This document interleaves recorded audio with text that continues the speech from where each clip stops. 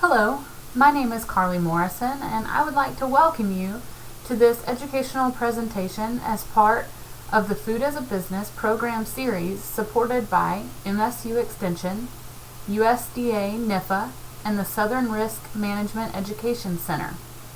The Disaster Preparedness for Food Business program focuses on preparing agricultural operations for unexpected events, natural disasters, and other situations that can affect a business. Our goal is to equip producers and processors with tools to help mitigate these risks. Today, we will be talking about crisis communication. So the objective of this presentation is to discuss and apply best practices in crisis communication. So let's start by defining crisis or risk and crisis communication. So when we think about a crisis or a risk, that can be defined as a threat or loss, real or perceived, to which we value.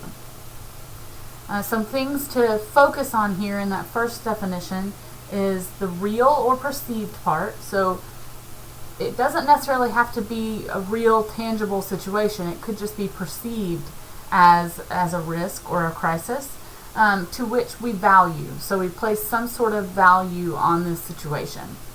And then the second definition is risk or crisis communication, which is the exchange of information about the risk or crisis.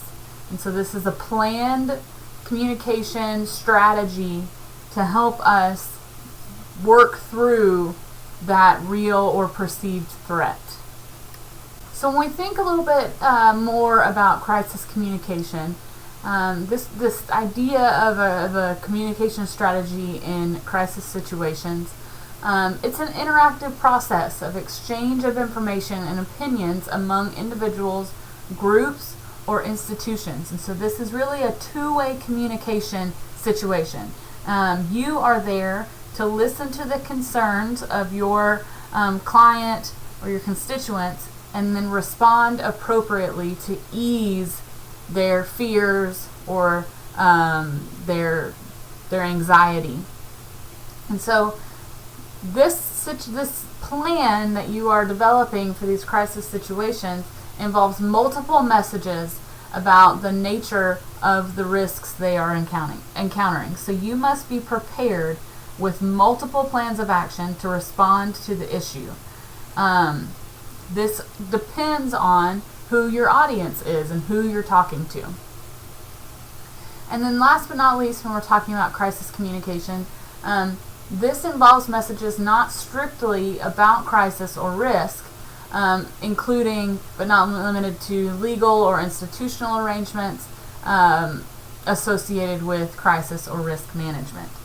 It is important to remember that being prepared for a crisis is a multi-part plan. This Food as a Business program incorporates several different components of risk mitigation. And if you leave out any components discussed in conjunction with this crisis communication component, your crisis communication plan is incomplete. This strategy for communicating includes aspects of each component discussed in this Food as a Business program. So before we get into the specifics of a communication plan, a crisis communication plan, let's talk about mental noise and kind of the components of mental noise. So threats or risks or a crisis tends to produce stress. And stress produces an emotional response, whether that's anxiety, worry, fear, anger, maybe outrage, sadness, and those emotions paired with stress produce this thing called mental noise, or this idea of mental noise, which changes the way people process information. And so this is anything that really skews the public's perception of a situation. And as a producer who might be faced with a crisis situation, you're really working to combat that mental noise and cut through to the real truth and the points of what is going on in this crisis situation, and help your clients or your constituents work through the situation and really have some clarity and peace, knowing that you as the producer, you are working to mitigate the issue and move on in a healthy and safe manner. So just as mental noise skews the way risk is perceived by the public, there's a spectrum of concern which people kind of land on in these disaster situations. And so the lower risk situations are usually not memorable. They don't have to do with moral or ethical situations. There is a clear non-verbal message being broadcast about the situation. The people involved are responsive and on the ball and there and ready to answer questions immediately. They are transparent. These situations tend to be random and scattered, and so they're not large scale. They aren't reoccurring. They're just every once in a while situations. These lower risk situations, these situations that are perceived as lower risk, garner little media attention. The victims are statistics, so there's a clear statistical correlation to the victims of the situation. There are immediate effects associated with these lower perceived risk situations, and the effects of the situation can be reversed, and things can return to normal quickly, and it's also scientifically well understood. And so all of these components lead to a lower perception of risk of the situation. These things are usually broad and reversible. So short term can be fixed quickly and life can move on. However, these situations with a higher perceived risk, they're very memorable. They have to do with immoral or unethical practices. There is not a clear message being communicated. There's mixed nonverbal messages. People are not on the same page. People are not prepared. It's a little chaotic. The people who are in charge are unresponsive or not available to answer questions. Catastrophic damage and catastrophes and catastrophic damage as a result of the crisis situation also kind of leads to that higher perceived risk. When the media is very closely involved, you can see that there's more panic and it's a higher risk situation. When the victims can be identified and they are real and close to the people affected, that's also that higher perceived risk. If somebody has a close relative or a family friend who has been a victim of the situation, it's a higher perceived risk. Delayed effects, so the long-term outcome, there's long-term negative outcomes of the situation, also leads to that higher perceived risk. If the effects of the crisis situation cannot be reversed and life cannot easily return to normal, also adding to that higher perceived risk. And then also if there is not solid scientific information explaining or justifying the situation, then it also leads to that higher perceived risk. And so when we're thinking about communicating and mitigating a crisis or a risk situation, we really want to make sure that we are focusing on providing those things, those situations, those communication pieces that really help to lower that perceived risk of the situation. So there are some factors that lead to that risk perception, and these factors are really things that we as producers can control when developing our crisis communication plan. And these directly impact the fear response in our target audience or in our clients. And so when we are developing our crisis communication plan, we really want to stay on the left side of this slide, the lower concern and fear side. Okay, so if we include trustworthy sources, large benefits to the consumer or the client as a result of moving forward and following your plan, and also making your client feel like they are in control of the situation. And so if you can develop your communication plan using trustworthy sources, focusing on benefits, and ensuring that the consumer feels like they are in control of their own situation, then you will have a better time gaining the trust of your clients and helping them move through that situation with you. However, if you are focusing on untrustworthy sources, there are a few benefits to trusting you and moving forward per your communication plan, and you tend to make your clients feel like they're being controlled by someone else and that their safety is being controlled by somebody else, then you will have a hard time gaining their trust and having a hard time helping them move forward with you after the crisis situation has been mitigated. So because we want to focus on those trustworthy sources, the benefits to the consumer, and the control aspect, let's talk a little bit more about each component. So again, we really need to make sure that we are considering these components when we are developing our communication plan.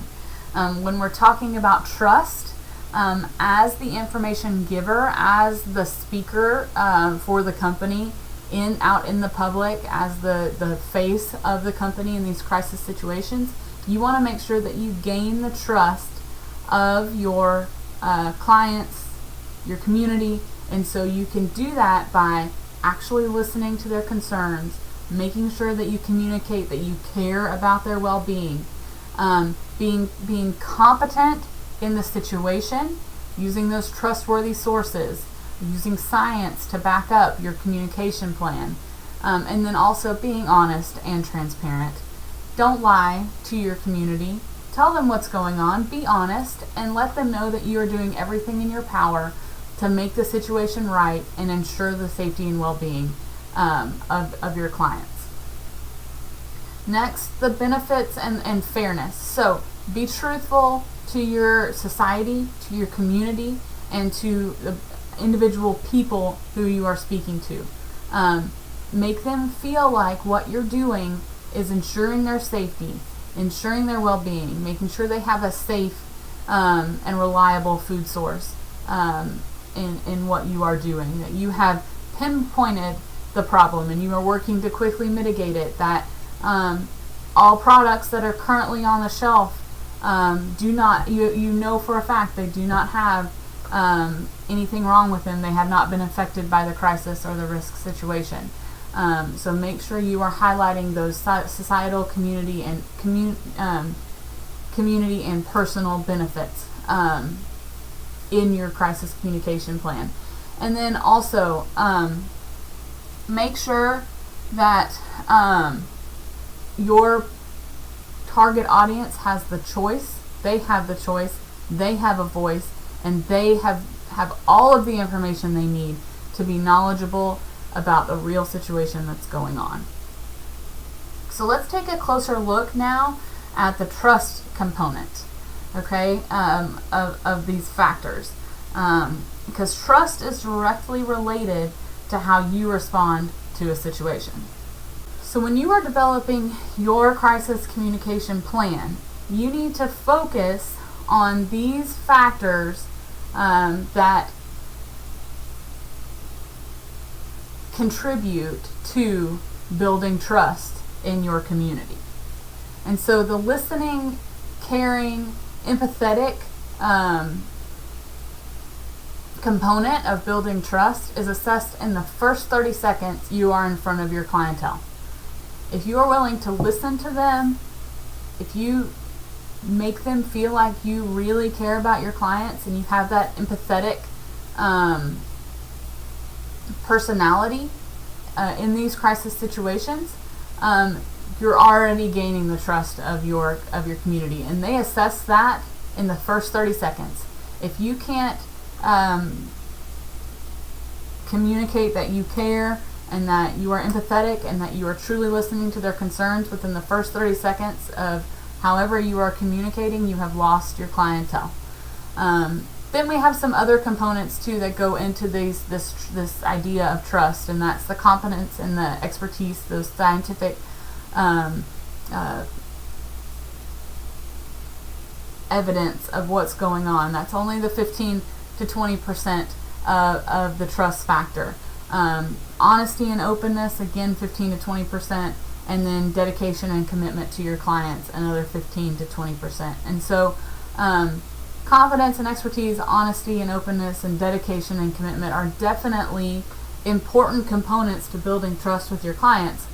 But that listening, caring, and empathy piece, that's really where you need to be focusing, because in the first 30 seconds of communicating with your clients, they've assessed whether you really care. So we've talked about trust, and we've talked about that risk perception piece and the factors that go into risk perception, kind of the lower idea of risk and the higher perceived risk, and mental noise, all of that stuff that's kind of pushing against you and getting your message across. But Mark Twain once said, "It takes me an average of 2 weeks to prepare an impromptu speech." Okay? And so I think that speaks volumes for crisis communication, because an effective crisis communication plan is not something that we develop on the fly or off the cuff in a crisis situation. You have to take time to think about how you are going to act in these unfortunate situations before they actually happen. The more prepared you are, the easier it is to respond. Okay? And as a result, we have some crisis communication key messages we should stick to when we are developing our plan. So some things to keep in mind when developing your crisis communication plan is that risk communication is a science-based discipline. There's a lot of researchers out there who have spent a lot of time really diving into and researching crisis communication. High concern situations change the rules of communication, and so although you may be a great communicator under regular circumstances, those high stress crisis communications really change the rules of communication. And there are 3 keys to risk communication success, and that's anticipating the crisis, preparing a plan, and practicing that plan before the crisis situation happens. So anticipate, prepare, and practice. Practice, practice, practice. So like I said, crisis communication is a completely different ballgame than any other type of communication out there, communication process out there. And when people are stressed, concerned, or worried, they typically want to know that you care before they care what you know. Like I said back there on that pie chart, that listening, caring, and empathy component of trust is assessed in that first 30 seconds. And so they have to know that you care.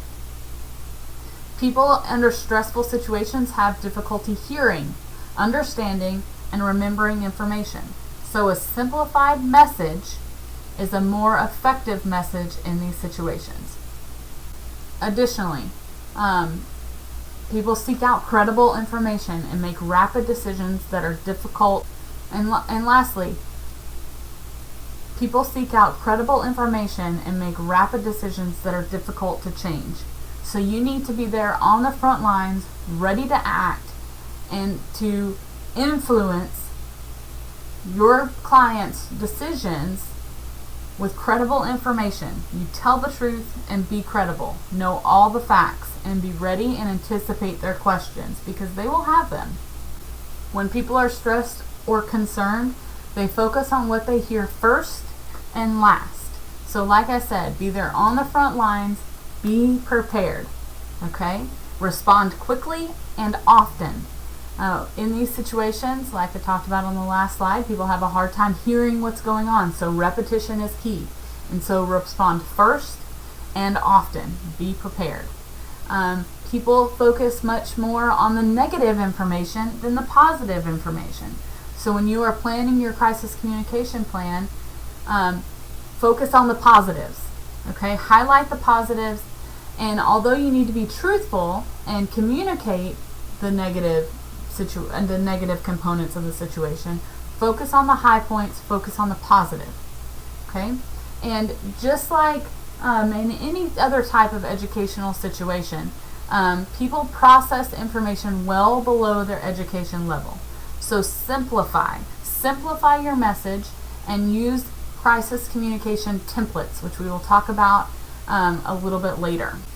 So as I said, crisis communication is a science-based discipline, and so crisis communication literature tells us to provide people with a sense of hope, self and community efficacy, safety, calm, and connectedness.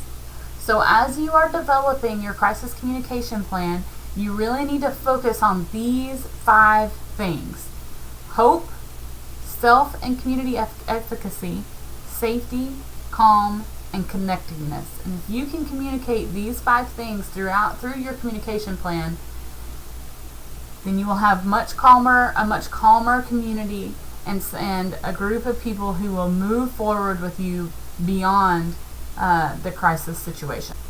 So let's go back to mental noise for just a second, because mental noise is anything that's pushing back and preventing people from really receiving your message. Okay, and in crisis situations, mental noise can reduce the ability to process communication by up to 80%. And so what does that really mean? That means that if you are in a crisis situation, you have to be fast and focused in your communication plan so that you can cut through that mental noise and get the points across that will help your community move forward in these situations. And so always remember that mental noise can reduce the ability to process communication up to 80%. So be fast and focused. A way to ensure that you are being fast and focused in your messaging is something known as the rule of 3. Okay, everything you do should be in 3s. Again, people have a hard time hearing in crisis situations. They're stressed out. There's a lot of things going on. And so repetition is key. Everything in 3s. I will share a few models with you a little bit later in this presentation. And so whenever you are developing this rule of 3, you need 3 key messages supported by evidence, by scientific evidence, repeated 3 times, and the key messages should be supported by 3 supporting messages or 3 credible sources. When we are talking about credibility and those credible sources, we really want to stay up in the high credibility, those scholarly, scientific articles and scientific facts when we are developing our crisis communication plan, because the credibility plays a crucial role in risk communication. You need 3 to 4 positive, credible sources to effectively offset 1 negative credible source. Okay? And so if people are hearing terrible things about the situation, 1 terrible thing has to be offset by 3 to 4 positive, credible things. So you need to have multiple credible, positive sources to back up what you are trying to communicate in your communication plan, because inevitably your community is going to be hearing the negative. Media likes to focus on the negative. Opponents or competitors like to focus on the negative. So you need 3 to 4 credible, positive sources to effectively offset 1 negative, credible source. So today we have gone over what crisis communication is, key concepts to think about, mental noise and how that affects our ability to communicate effectively in crisis communication, the importance of credible, fact-based scientific sources to back up our key messages. Also, making sure that we are focusing on hope and self and community efficacy, safety, calm, and connectedness in all of our communication plans, and really developing a clear, concise, and easy to understand message in these crisis communications, these crisis situations. And so there are several templates that can be used to help you develop these plans, and we will go through a couple of those right now. At the end of this recorded session, I have provided the titles and publication numbers for a few publications related to this Food as a Business program, and these templates can be found in those publications as well. So here are some basic risk communication message mapping templates that can be used to develop your communication strategy. I would like to point out just a few from this graphic that can be reused in those high stress situations. The first one that's really great for those high stress situations would be the CCO template, the compassion, conviction, and optimism template. You can see that there are examples of how to use these templates in every box. There's also the AGL4 template, which is good for high stress situations because it really focuses on lowering the average grade level of the content, so you're really simplifying that message. Another one is the 2793 template. This is used when responding to any high stress or emotionally charged question specifically, and it's recommended to be brief and concise in your first response, no more than 27 words in 9 seconds with 3 messages. Again, going back to that idea of the rule of 3. And because, for example, this template right here says you should have no more than 27 words in 9 seconds with 3 messages, that kind of brings back the important point of practicing. You have to practice these situations. Another good template for a high stress situation is the primacy and the recency template. This is used when responding to any high stress or emotionally charged question. Again, just like the 2793 template. And for this template, it's recommended to provide the most important items or points first and last. And then the last option from this list of templates for high stress situations, again, is going back to that rule of 3 template, where you have 3 main points repeated 3 times with 3 key messages and supporting information. And so that brings me to the next slide, which is a message mapping template. And this is really great to help you really work out that rule of 3 idea. 3 key messages with 3 items of supporting material that's backed in science and is truthful for your audience. And so you can use this template to help you plan and prepare and practice for any crisis situation. And again, these templates and this message mapping worksheet is available on the supplemental publications that I will talk about in a minute. So really quickly, let's review. It's important that we anticipate the crisis. Okay, we don't want to be caught off guard. We want to be prepared and well practiced for any crisis situation. So really think about what could negatively impact your business and how do you prepare for those situations. You should have multiple plans. Prepare for those multiple scenarios and practice the delivery of your message. So some additional publications that are available on the Mississippi State Extension Publications website is Disaster Preparedness for Food Business and Overview, which is publication number 3497. And then the second publication is Preparing to Respond, 4 Steps to Developing a Crisis Communication Plan, which is publication 3498.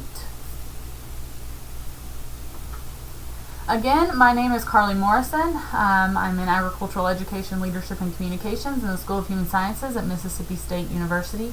Please feel free to reach out if you have any questions pertaining to the content of this recorded session today. And I'd be happy to answer any questions that you have. Thank you again for joining me today for this educational video for the Food as a Business series. We would like to acknowledge our sponsors, MSU Extension Service, the Southern Risk Management Education Center, and the USDA NIFA.